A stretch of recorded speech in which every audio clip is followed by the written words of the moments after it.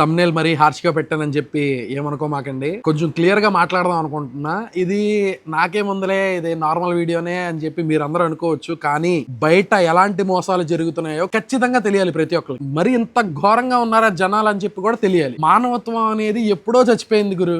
అసలు మానవత్వం అనేది లేదు. ఇది నాకు బాగా అర్థమైపోయింది. మెయిన్ మ్యాటర్కి వచ్చేస్తాను.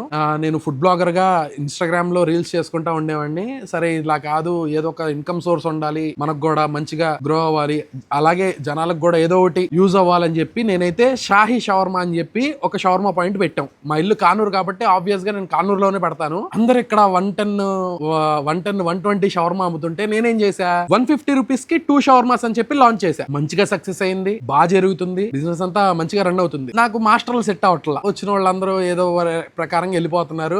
సరే అది పక్కన పెట్టేస్తే గొడుగుల్లా పడుతున్నాయి. మనం ఇలా కాదు, ఏదో ఒకటి యూనిక్ గా చేయాలి, మనదంటూ ఏదో ఒకటి ఉండాలి, దాన్ని చూస్తే మనం గుర్తు రావాలి, ఫుడ్ కెప్టెన్ అనే పేరు గుర్తు రావాలని చెప్పి నేను షాహీ మిల్లెట్స్ అనే బ్రాండ్ ని పుట్టించా. దీన్ని ఏం చేసాం, నా దగ్గర దొరికే టిఫిన్స్ ఏవైతే ఉన్నాయో యూనిక్ గా ఉండాలని చెప్పి దాని మీద 8 నెలలు రీసెర్చ్ చేసాం మేము. ఏది, షాహీ మిల్లెట్స్ అనే బ్రాండ్ క్రియేట్ అవడానికి ముందే మేము 8 నెలలు కూడా రెసిపీలు ఎలా ఏది పెట్టాలి, పెడితే దీనికి పేరు ఉండకూడదు అనే కాన్సెప్ట్ లో మేము మా రెసిపీలు తయారు చేసుకుని మేము అంత కష్టపడి బ్రాండ్ ని బిల్డ్ చేసి, ఫస్ట్ అయితే ఒక మాస్టర్ వచ్చాడు, ఆయన నా దగ్గర అడ్వాన్స్ తీసుకుని వెళ్ళిపోయాడు. సర్లే ప్రాబ్లం లేదు, ఇలా జరుగుతూనే ఉంటాయి. మాస్టర్లు అంటే చేసే పనులు అవి. సరే ప్రాబ్లం లేదని చెప్పి వదిలేసాం. ఒక వైఫ్ అండ్ హస్బెండ్ వచ్చారు. ఎక్కడ చేంజ్ అయింది గేమ్. ఈ వైఫ్ అండ్ హస్బెండ్ ఏం చేశారు, చాలా మంచిగా చూసుకున్నారు. అసలు వాళ్ళు సొంతంగా పెడితే ఎలా చూసుకుంటారో అలాగే చూసుకున్నారు. నాకు మెయిన్ థింగ్ ఇక్కడ ఏంటంటే, నేను ఫస్ట్ చెప్పాలనుకుంటున్నా, నాకు అమ్మా నాన్న లేరు గురు. చెల్లి, అక్క, తమ్ముడు, అన్నయ్య ఎవ్వరు లేరు. నేను ఒక్కడే సోలో. నాకు మా వైఫ్, 2 పిల్లలు. నాకు మేము నలుగురమే. ఇక్కడ నాకు సపోర్ట్ చేసేవాళ్ళు లేరు. సపోర్ట్ చేసేవాళ్ళు ఎవ్వరు లేరు. నేను ఒక్కడే చేసుకోవాలి. ఏది చేసుకున్నా కూడా ఎడిటింగ్ నేనే చేసుకోవాలి, వాయిస్ ఓవర్ నేనే నేర్చుకోవాలి, వీడియో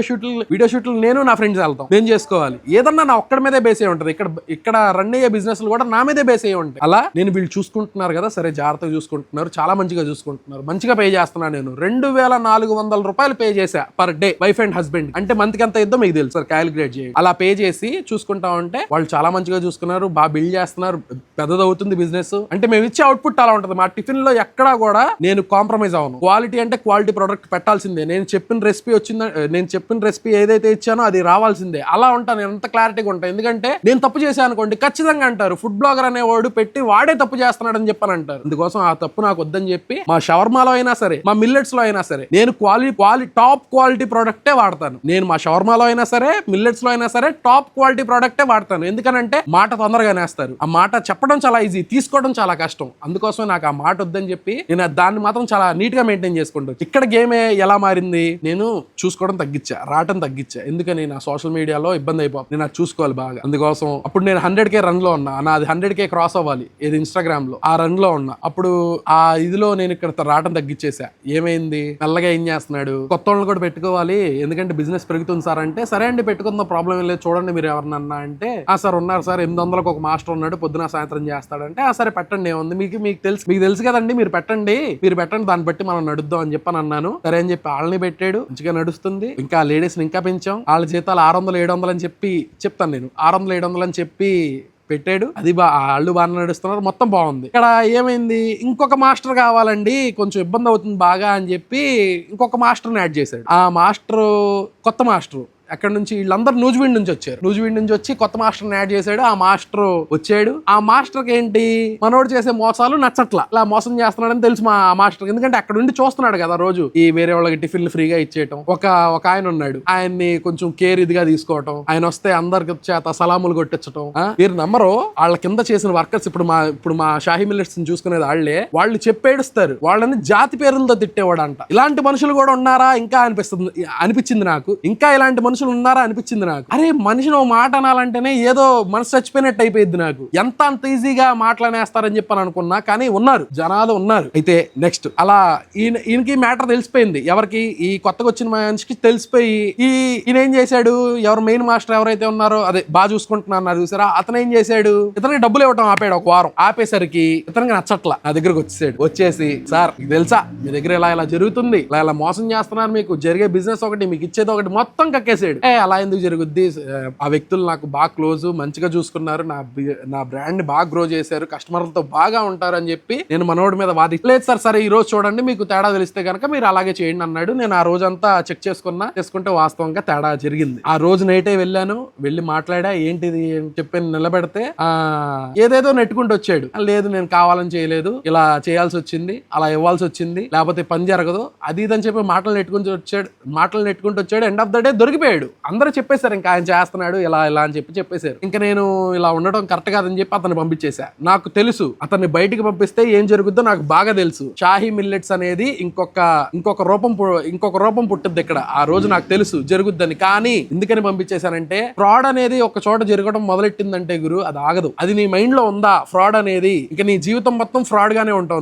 నువ్వు ఎక్కడ చేయగలవు, నువ్వు ఏదన్నా చేయగలవు, కానీ నువ్వు ఒక్కళ్ళకి జవాబు చెప్పాలి. ఆ ఒక్కళ్ళు ఎవరో మీకు తెలుసు, వాళ్ళకి జవాబు చెప్పాలి. ఎలా చెప్తావు అనేదే ఇక్కడ పెద్ద క్వశ్చన్ మార్క్. అంటే ఏమనుకుంటారు, ఏముందిలే, ఎవడున్నాడులే, ఎవరు లేరు, మనం వెళ్ళి దండం పెట్టుకుంటే అయిపోయింది అనుకుంటున్నారు. కాదు, దండం పెట్టుకుంటే అయిపోద్ది అనుకుంటే నేను ప్రతి సెకండ్ పెట్టుకుంటా దండం, కానీ అవ్వదు. దండం పెట్టుకుంటే అయిపోయింది అనుకుంటే ఇంకే ఏం చేశాడు, నా దగ్గర మానేసి కరెక్ట్ గా ఒక నెల నేనే తీసా, మానేయటం కాదు నేనే తీసేసా, రావద్దని చెప్పి ఆ రోజే తాళాలు తీసేసుకున్నా, బయటికి వెళ్ళిపోయాడు.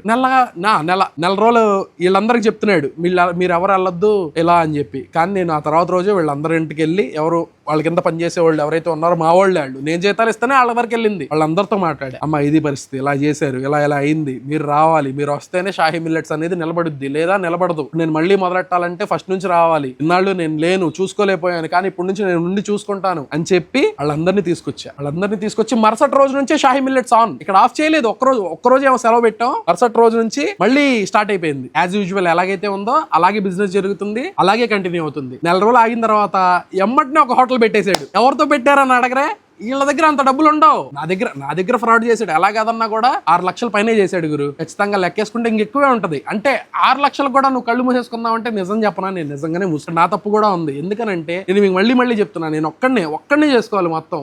ఒక్కడు బర్త్డేని ఎలా ఉంటదంటే అది నేను మాటల్లో చెప్పలేను, ఫ్యామిలీని చూసుకోవాలి. సోషల్ మీడియా మనం అనుకున్నంత ఈజీ కాదు గురు, చాలా టైం తినేస్తుంది. ఎందుకని ఎక్కువ మంది క్రియేటర్స్ అవ్వలేరంటే బిగినింగ్ లోనే ఎందుకు ఆగిపోతారు తెలుసా, సోషల్ మీడియాలో ఉన్న కష్టం అంత కష్టం ఉంటది. మనం ఏదో సరదా అనుకుంటాం, ఏముంది వెళ్ళి వీడియోలు తీసుకొని వచ్చేయడమేగా అనుకుంటాం, కానీ కాదు. బ్రెయిన్ పనిచేయని రోజులు కూడా ఉన్నాయి. అంత ఇదిగా కష్టపడేవాళ్ళం. అసలు పాయింట్ కి వచ్చేస్తే అలా మనోడైతే ఫ్రాడ్ చేశాడు, నా డబ్బులు బాగానే ఇచ్చేసాడు. మనోడి దగ్గరికి రోజు ఇతను ఉన్నప్పుడు రోజు ఒక ముసలాయన వచ్చేవాడు. ఆ ముసలాయన్ని పట్టుకొని ఈయనైతే ఇన్వెస్ట్మెంట్ తో బిజినెస్ అయితే స్టార్ట్ చేశాడు. ఒక పేరు పెట్టుకున్నాడు, ఏదో నాకు చెప్పడం ఇష్టం లేదు, పెట్టుకుని స్టార్ట్ చేశాడు. నేను ఒక్కటే మాట అన్నా, మనం ఎవరికన్నా అబద్ధం చెప్పగలం, ఎవరికన్నా ఏదన్నా చేయగలం. అసలు ఈ మ్యాటర్ చెప్పాల్సిన అవసరం లేదు ఇప్పుడు. కానీ నేను ఎందుకు చెప్తున్నానంటే, ఇవాళ పొద్దున ఒక కస్టమర్ కాదు తన్ని, నీకు కూడా తెలియదు. పొద్దున ఒక ఫ్యామిలీ వచ్చి ఏమని అడిగారు తెలుసా, ఏమండి మేము ఇలా ప్రొద్దుటూరు నుంచి వస్తున్నామండి, మీ మిల్లెట్స్ చాలా బాగుంటే నేను మీ వీడియో కూడా చూసానండి, ఇలా ఫ్రాడ్ చేశారంటగా టైగర్ వీడియోలో చూసారంట. అవునండి ఇలా.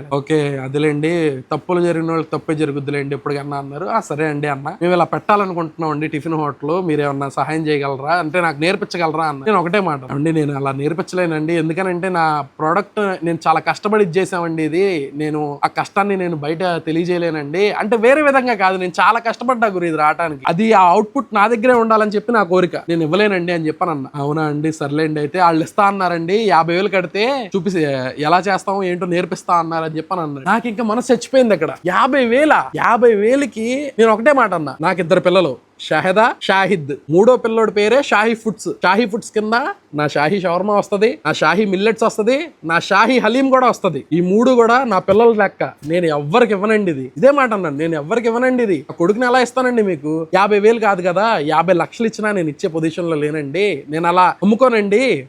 మీకు ఎవరైతే అమ్ముతా అన్నారో వెళ్ళండి, మీ ఇష్టం. మీకు చేపించుకోవాలనుకుంటే డబ్బులు ఇచ్చి చేపించుకొని నేర్చుకోండి, మంచిదే కదా నేర్చుకొని పెడితే అని చెప్పి నేను వాళ్ళకి చెప్పి పంపించేసేసన్ని. అసలు చూసావా 50,000కి అంటే ఇప్పుడు నా కన్న కొడుకు కింద లెక్క సన్ని. ఎందుకంటే నేను అలా పెంచేదాన్ని. వాళ్ళకి విలువ తెలీదు, చూసి నేర్చుకున్న వాళ్ళకి విలువ తెలీదు, కనిపెట్టినోడికే విలువ తెలుసుద్ది. నేను ఈజీగా వాసనపోలు వెళ్ళిపోవచ్చు, వైజాగ్ లో ఫేమస్ వాసనపోలు వెళ్ళిపోయి వాళ్ళ రెసిపీలు కాపీ కొట్టేసి చేసేయచ్చు. నా చేయలా, నేను మానవత్వంతో బతుకుతా. నిజంగా నేను మానవత్వంతోనే బతుకుతా.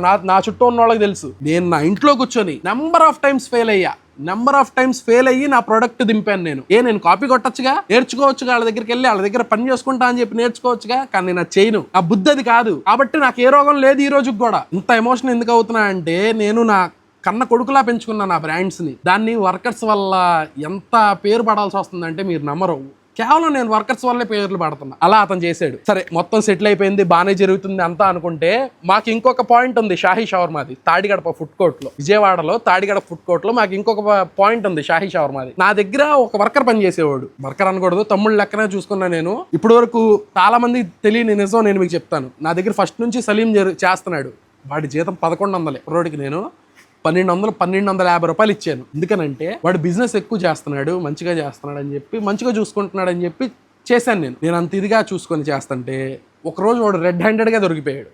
ఎలా అనుకుంటున్నారు? వాడు ఇక్కడ మా మెయిన్ పాయింట్ దగ్గరికి వచ్చి చికెన్ తీసుకొని రోటీ తీసుకొని వెళ్ళాలి. వచ్చి రోటీ తీసుకొని చికెన్ తీసుకునే టైంలో మా ఫ్రెండ్ ఏం చేశాడు, సరే ఇటు డిక్కీలో ఏముందని చెప్పి డిక్కీ ఓపెన్ చేశాడు. ఈ డిక్కీలో ఆల్రెడీ వేడి రోటీలు ఉన్నాయి. రోటీలు ఇటు బయట నుంచి కొనుక్కొచ్చి మన దగ్గర చికెన్ రోటీ తీసేసుకొని ఆ పాయింట్ దగ్గరికి వెళ్ళిపోయి ఈ రోటీలు కూడా సేల్ చేసేసుకుంటున్నాడు. అంటే అది ఫుడ్ కోర్ట్, అక్కడ ఒక్కళ్ళే ఉండాలి, ఎక్కువ మంది ఉండడానికి లేదు. అంటే జరిగే బిజినెస్ తక్కువ కదా, ఉంటే సరిపోయిద్దిలే ఒక్కడని చెప్పి మేము అలాగే చూసుకున్నాం దాన్ని. ఈ రోటీలతో షవర్మా చికెన్ వాడేసుకొని అమ్మేసుకుంటున్నాడు. తేడా రాకూడదు కదా, మన రోటీ లెక్క తప్పుద్ది కదా, లెక్క అప్పచెప్పాలి మళ్ళీ. ఇక్కడ ఇలా దొరికిపోయాడు రెడ్ హ్యాండెడ్ గా. ఇలా నాకు తెలిసి ఎప్పటి నుంచో చేస్తున్నాడు వీడు. నేను పిలిచా, అరే తమ్ముడు ఎందుకురా ఇలా చేస్తున్నావు, అది కరెక్ట్ కాదు కదరా, నిన్ను ఎలా చూసుకున్నారా నేను అని చెప్పి వాడిని ఎంత బుజ్జగిస్తూ మాట్లాడానంటే, నేను నా సొంత తమ్ముడితో కూడా నేను అలా మాట్లాడాను. నా సొంత తమ్ముడు అయితే ఖచ్చితంగా కొట్టే మాట్లాడేవాడిని. ఎందుకంటే తప్పు చేయను గురు, నేను తప్పు చేశానంటే నా తల తీసేస్తా, నేను తప్పు చేయను. కానీ తప్పు నా దగ్గర జరుగుతుందా నేను అసలు సహించలేను, ఎందుకో తెలియదు, అది నా లోపల అలా ఉంటది. ఆడు దొరికిపోయాడు కదా, దొరికిపోయిన తర్వాత లేదన్నా ఇదన్న పరిస్థితి, మా నాన్న చనిపోయారు కదన్నా మొన్నే, నాకు ఇలా ప్రాబ్లమ్స్ ఉన్నాయన్నా అంటే ఇంకేం మాట్లాడను. నాన్న చనిపోయాడు, వారం అవుతుంది నాన్న చనిపోయారు, ఇంకా వీడి పరిస్థితి ఎలా ఉంది కదా అని చెప్పి నేను వదిలేసా. కరెక్ట్ గా వారం తర్వాత నా దగ్గర మానేసాడు. ఇది కూడా ఎలా అనుకుంటున్నారు, నైట్ డబ్బులు ఇచ్చేసి వెళ్ళిపోయాడు. పొద్దున్నే మెసేజ్ పెట్టాడు, అన్న ఈ రోజు నుంచి నేను రావట్లేదన్నా అని చెప్పి. దానికి నేను రిప్లై కూడా ఇవ్వాల, సర్లే వదిలేలే అని చెప్పి 10 days ఒక షాప్ క్లోజ్ లో పెట్టి, షాహీ షవర్మా మళ్ళీ చెప్తున్నా, ఇది ఇంకో బ్రాంచ్ తాడిగడపలో ఉంటది, క్లోజ్ లో పెట్టేశాం. మరి తర్వాత మా పాత వర్కరే ఒకడు వచ్చాడు చాంద్ అని చెప్పి, వాడిని పెట్టా, వాడు రన్ చేస్తున్నాడు.